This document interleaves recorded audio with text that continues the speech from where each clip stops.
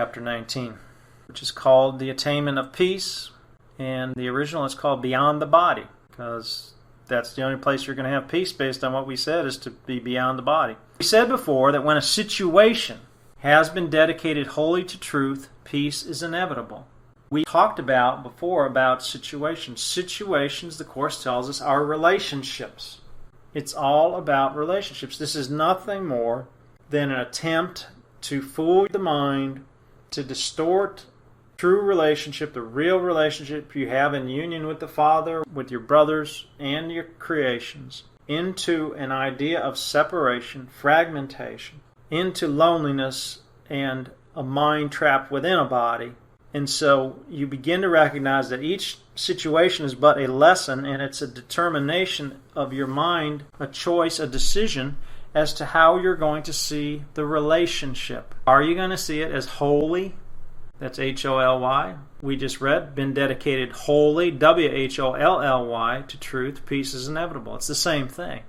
Holiness, wholeness is the same thing. Its attainment, speaking of peace, is the criterion by which the wholeness of the dedication can be safely assumed.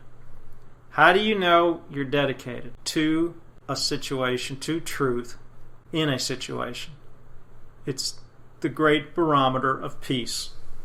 Yet we also said that peace without faith will never be attained, for what is dedicated to truth as its only goal is brought to truth by faith. This faith encompasses everyone involved, for only thus the situation is perceived as meaningful and as a whole, and everyone must be involved in it, or else your faith is limited and your dedication incomplete. Union, wholeness. When you look at a situation, I don't care what it is, refinancing a house, buying a car, choosing a job, whatever it is, correcting a child, whatever, you must look at the totality of the situation, which means the totality of the relationships, and it must be seen that way.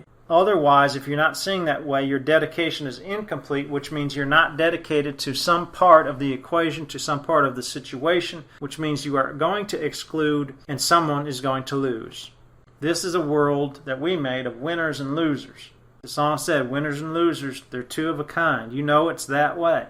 But faith must be utilized, and he's going to begin to tell us what his faith is, how it works. Every situation, properly perceived, becomes an opportunity to heal the Son of God. And he is healed because you offered faith to him, giving him to the Holy Spirit and releasing him from every demand your ego would make of him.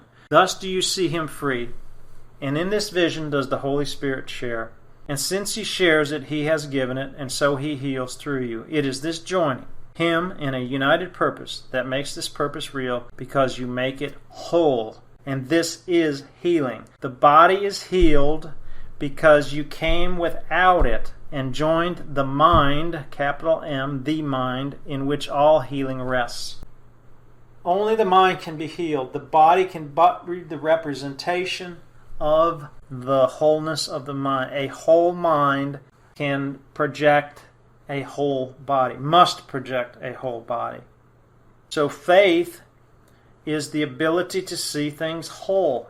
Faithlessness is the use of the power of the mind to see things fragmented, separate, special. All right, we are in chapter 19, section 1. It's called Healing and Faith.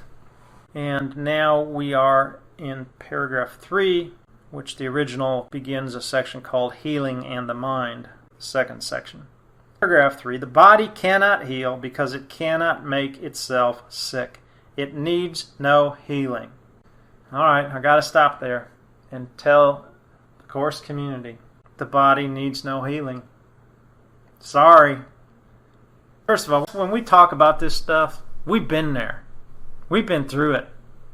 I used to do the Benny Hinn stuff and play around and all that craziness. Good intentions, but still ego thought. Fixing bodies and body parts is a temporary distraction to continue in an unholy instant, and that is all it is. So please read this course. It's so simple if you'll just read it. Don't get off on tangents trying to heal a bunch of bodies and raise people from their graves and everything else, because that's not what this is about. This is about the healing of the mind.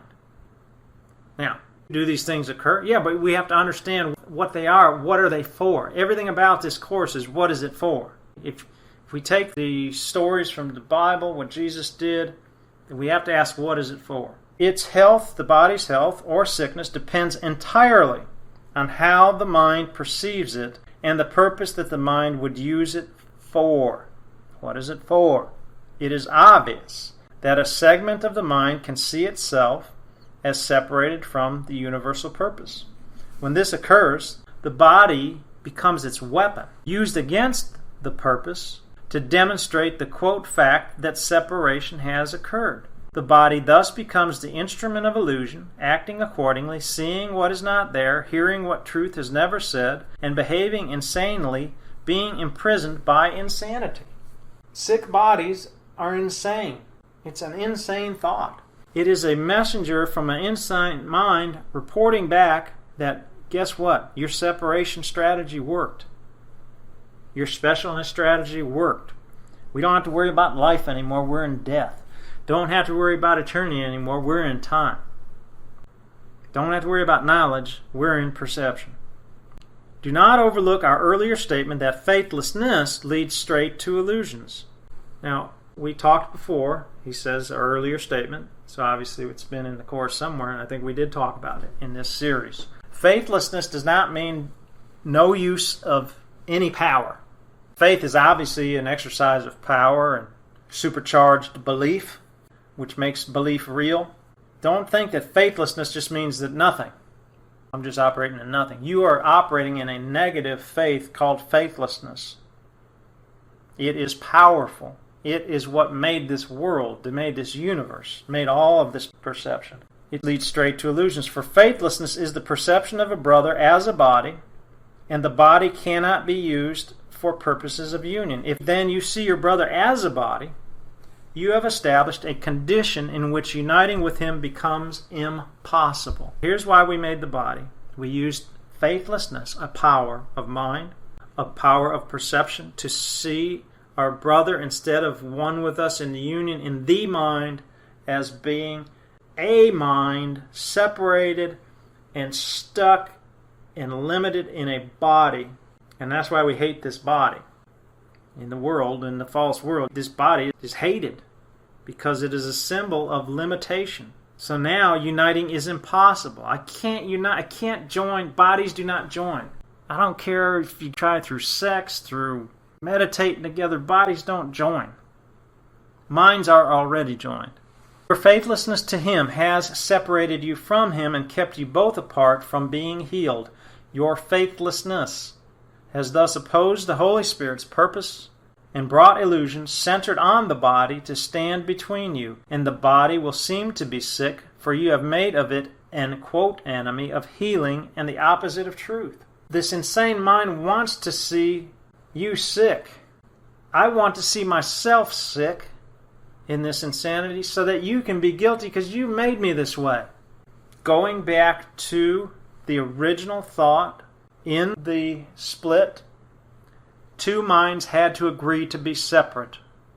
And in order to have two bodies sitting across from one another, thinking they're separate, those two same thoughts of God are agreeing with one another that they are separate and stuck, trapped within a body, and therefore unable to ever join again, and therefore it is your fault. I'm going to be sick so I can prove you're guilty. And that is the crazy insanity of this. I'm going to enter in a special relationship with you only to take vengeance, to bring the dark figures of the dark spots of my mind, to take vengeance and utilize you for the purpose of reminding me how I can possibly take vengeance on these dark figures. And that's all I'm interested in. That's all you have for me.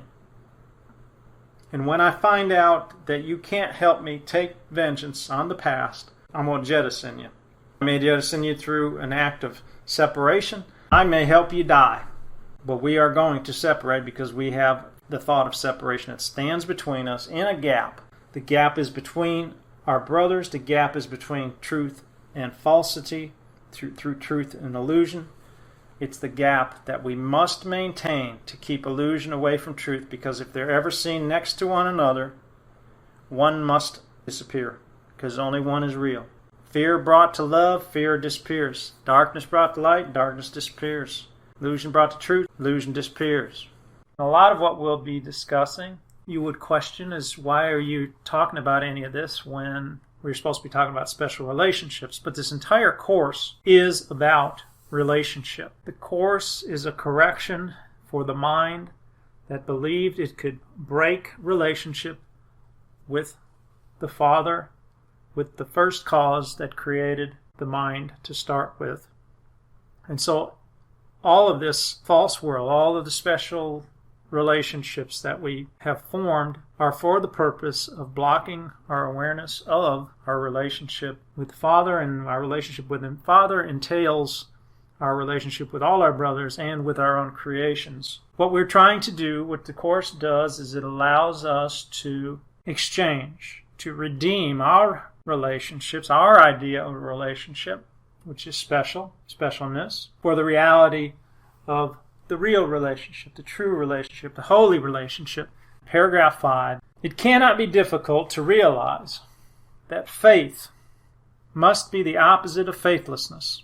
Yet the difference in how they operate is less apparent, though it follows directly from the fundamental difference in what they are. And we've spoken before that faithlessness does not just mean no power of the mind. And it's talking about faith and faithlessness. And again, faithlessness does not mean just a lack of power or nothingness. It is actually, as we've talked before, it's a negative faith. It is a purposeful use of mind through belief, through these ideas of concepts and precepts, which we turn into laws and ultimately turn into concrete formations. And we do this actively, purposefully, with intention. That's faithlessness. It's not just nothingness. It is an active faith, but it's a negative faith. Yet the difference in how they operate is less apparent, though it follows directly from the fundamental difference in what they are. Faithlessness would always limit and attack. Faith would remove all limitations and make whole. So there's the first true contrast that the Holy Spirit gives us about faith and faithlessness. Let's put that over into relationships. Your relationship or relationships would be limited and for the purpose of attack if they are following or functioning under faithlessness. If it's a real relationship, it is uniting and healing. That is faith. Faithlessness would interpose illusions between the Son of God and His Creator. Faith would remove all obstacles that seem to rise between them. So again, let's do this with relationships. I'm going to interpose, if I'm using faithlessness, an illusion between me and all of creation, which is the Creator, because it's all in the Father, it's all in oneness. Faith removes those obstacles, and we know that the main weapon, ego's chief weapon for keeping you from heaven, is the special love relationship. The special love relationship is the most prized or most boasted gift the ego has to put in the gap to keep illusion from truth. And that is in, obviously, a relationship. That is why the miracle is dealing with a relationship between you and what appears to be another person. That's what forgiveness is. Faithlessness is wholly dedicated to illusions. Faith, wholly to truth, or wholly dedicated to truth. Now, partial dedication is impossible. We've consistently come back to the corrected concept of totality, of wholeness. You cannot do anything in part. We read that to believe that you have released the ego without releasing the special love relationship is a false idea. It is impossible. You cannot hold to one illusion, and especially this one, which is the shining gift. Remember when we talked about the frames? This is the frame with all the jewels in it that the ego offers for you to not look at the picture of the ego's thought system, which is total insanity, But that is out of focus, and the only thing in focus is this massive frame with jewels which appear to be rubies and diamonds but are actually blood and tears. And so it is a trick to keep you mesmerized by this payoff, or this supposed payoff that the ego has, which of course calls the ego's, quote, atonement, that this thing's going to pay off somehow. It is not. It's real simple to me now to understand exactly where a person is. You know, when you go to someone's home, pay attention to what is on the walls, what is above the fireplace, what is in the prominent position, because most of the time it's going to represent the value that that person or family has for their so-called life. It may be a picture of their family. It may be a picture of art. It may be a very expensive painting, which say that riches and art I can purchase, I can afford something, is my salvation, is my atonement. It's very simple to look at what a person is framing. What are they valuing? Forget the house thing now. What is the person valuing? If they're valuing this idea of special relationships, I don't care if it's the romantic one with family, with whatever. If it's a special relationship that is being promoted, then that is the frame that is above the fireplace of that mind. It is saying, this is it. Don't pay any attention to the ego's thought system that it's hiding or deflecting you from looking at, distracting you from. Don't look at that. Look at the frame. That's what this mind is saying. Well, we don't do that. I know that you cannot have the picture without the frame. So don't tell me that you're functioning in a corrected perception when you've got this frame, this gaudy, big frame of specialness and special relationship that surrounds it. You can't have partiality. You can't have parts. These thought systems are whole, and your dedication to them is whole. Partial dedication is impossible. Truth is the absence of illusion. Illusion, the absence of truth. In other words, you either have one or the other. You're either in truth or illusion, and it's a whole thing. Both cannot be together, nor perceived in the same place. To dedicate yourself to both is to set up a goal forever impossible to attain, for part of it is sought through the body, thought of as a means for seeking out reality through attack. The other part would heal, and therefore calls upon the mind and not the body. So again, special relationship, there's the key, there's the signal. What's the second signal to locate a person's mind? Focus on the body, because if the focus is on the body, the focus is on attack. That is the ego's interpretation of the body. It is attack, because mind cannot attack. And thus we find ourselves in this place of trying to hold on to both systems at the same time, which is impossible. The inevitable compromise is the belief that the body must be healed and not the mind. Okay, so there is the compromise. When I listen to any teacher, is the focus on healing the mind, or is it focused on healing the body? If the focus is healing on the body, I recognize that it's in the wrong thought system. Plain as day. It's all through this book. It says it clearly. For this divided goal has given both an equal reality, which could be possible only if the mind is limited to the body and divided into little parts of seeming wholeness but without connection. This will not harm the body, but it will keep the delusional thought system in the mind. Here then is healing needed, and it is here that healing is. For God gave healing not apart from sickness, nor established remedy where sickness cannot be.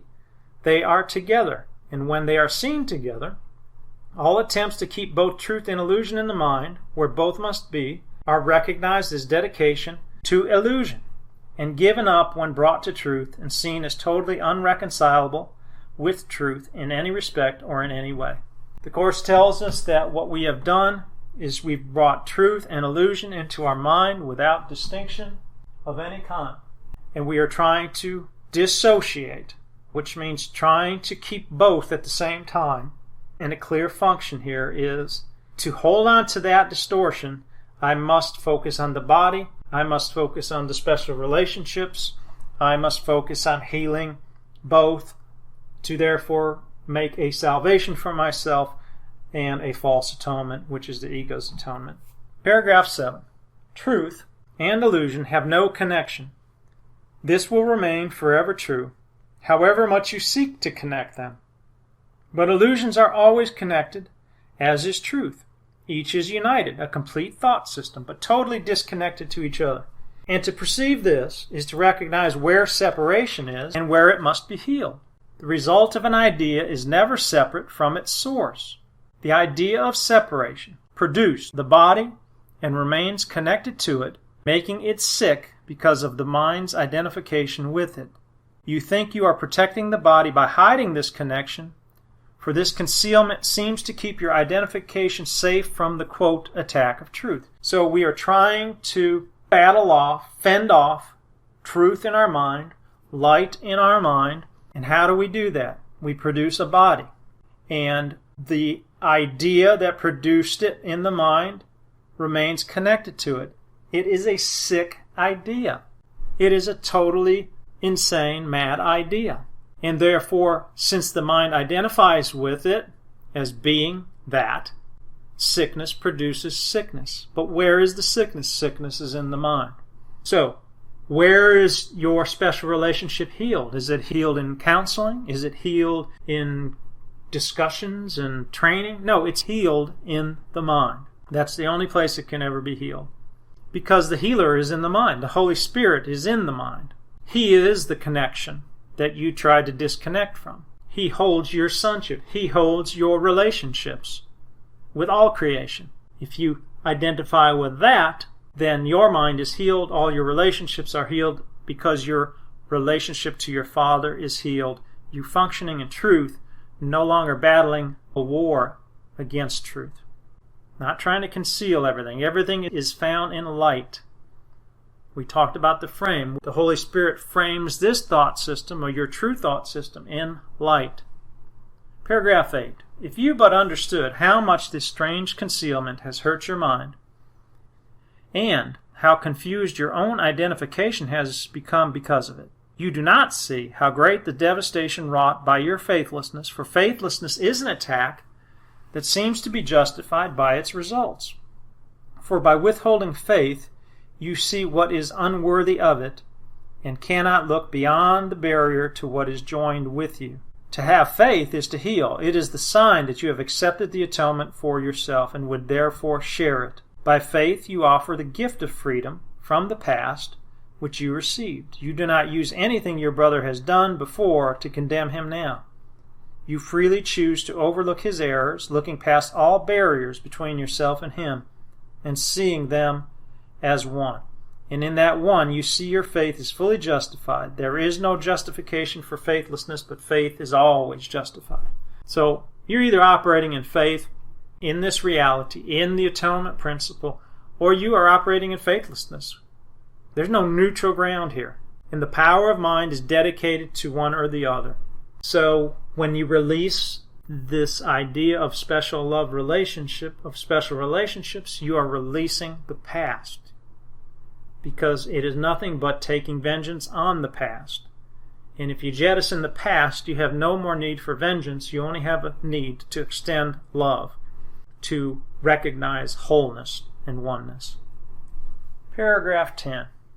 Faith is the opposite of fear, as much a part of love as fear is of attack. Faith is the acknowledgement of union. It is the gracious acknowledgement of everyone as a son of your most loving Father, loved by him like you, and therefore loved by you as yourself. It is his love that joins you and your brother, and for his love you would keep no one separate from yours. Each one appears just as he is perceived in the holy instant, united in your purpose to be released from guilt.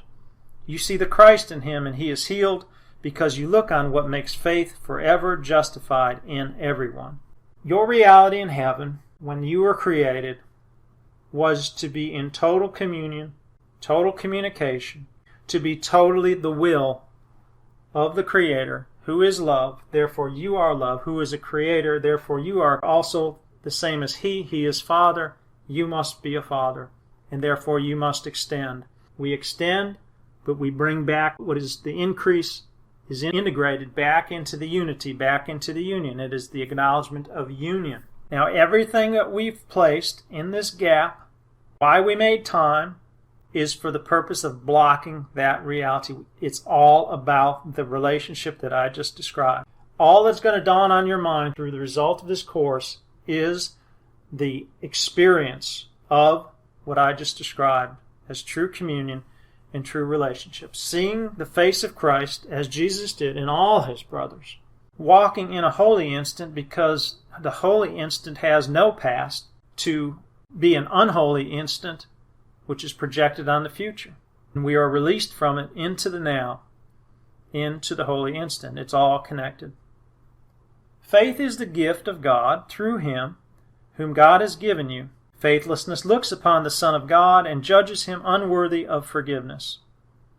But through the eyes of faith, the Son of God is seen already forgiven, free of all the guilt he laid upon himself. Faith sees him only now, because it looks not to the past to judge him, but would see in him only what it would see in you. It sees not through the body's eyes, nor looks to bodies for its justification. It is the messenger of the new perception, sent forth to gather witnesses unto its coming, and to return their messages to you. This is how perception works. We decide in the mind what we wish for. What do we want? What do we want to see? And then we send forth messengers to gather witnesses unto our thought, unto our wish, to convince us that our wish has come true. Now, all that happens in salvation, in the real world, is your wish changes. And your wish returns you to your will. I no longer wish for separation. I released that, and I now wish for union. The real world is still an illusion, but it has totally changed, and it's coming from a different state of mind, which is sending out messengers of love to find nothing but love, sending out messengers of innocence to find nothing but innocence. This is the miracle. Paragraph 12, faith is as easily exchanged for knowledge as is the real world. For faith arises from the Holy Spirit's perception and is the sign you share it with him. Faith is a gift you offer to the Son of God through him and wholly acceptable to his Father as to him, and therefore offered you. Your holy relationship, with its new purpose, offers you faith to give unto your brother. Your faithlessness has driven you and him apart, and so you do not recognize salvation in him. Yet faith unites you in the holiness you see, not through the body's eyes, but in the sight of him who joined you, and in whom you are united. I've had recently the opportunity to see some what would in time be called old relationships renewed. We're in time, so we're talking about 20 years, 25 years, whatever. And this mind recognizes that in interacting with my brother, who I used to interact with in an unholy special relationship, I have totally exchanged that for a real relationship, for a holy relationship with what we would call people, with these personalities, with these dream figures. They may not understand what's going on, but it doesn't matter, because I have become one with the Holy Spirit's perception, and that Holy Spirit is within these minds that appear. They think they're separate and a mind stuck in a body, but they're not. And I do not agree with that. I agree with the Holy Spirit's perception, and therefore the relationship has been exchanged. The bodies are not the same that they were. The purpose of the relationship is not the same. The messengers from the mind going out to heal and look for love are returning love to both minds because of the power of the miracle. Grace is not given to a body, but to a mind. And the mind that receives it looks instantly beyond the body and sees the holy place where it was healed. There is the altar where the grace was given, in which it stands. Do you then offer grace and blessing to your brother? For you stand at the same altar where grace was laid for both of you, and be you healed by grace together, that you may heal through faith. So, in this correct perception, in a real world view or real world mentality mindset, we recognize that we're dealing with minds. We're dealing with the altar to the Son, which is in the mind. That altar has been cleansed. And the only way to cleanse it is to take your brother with you and meet him with grace, where grace is, in the mind, at the altar, beyond the body, beyond the story, beyond time, and meet him there and offer grace and blessing so that you would receive the same, and you are both healed together. This is the power. This is the ministry of Jesus Christ. This is the ministry of the miracle, the ministry of forgiveness. In the holy instant, you and your brother stand before the altar God has raised unto himself, and both of you lay faithlessness aside and come to it together. There will you see the miracle of your relationship as it was made again through faith. And there it is that you will realize that there is nothing faith cannot forgive. No error interferes with its calm sight, which brings the miracle of healing with equal ease to all of them. For what the messengers of love are sent to do, they do, returning the glad tidings that it was done to you and your brother, who stand together before the altar from which they were sent forth. Now notice here Jesus goes back to the principle, one of the first miracle principles, that miracles, there are no levels in miracles. They are all the same. One is not harder than another. So as we see each special relationship exchanged, redeemed, purpose changed to a holy relationship, it matters not what the story has been in the past. If the story was betrayal, if the story was a broken marriage, if the story was whatever, it matters not. The power of the miracle heals all because it comes from the uninterrupted vision, unblocked vision, that we are all the same. That's what we just started reading about, the heavenly relationship. We recognize we would not withhold the sonship, which is what we have with Father, from any one of our brothers, any one of God's creations, which is how this tiny mad idea started, an idea of specialness. As faithlessness will keep your little kingdoms barren and separate, so will faith help the Holy Spirit prepare the ground for the most holy garden that He would make of it. For faith brings peace, and so it calls on truth to enter and make lovely what has already been prepared for loveliness.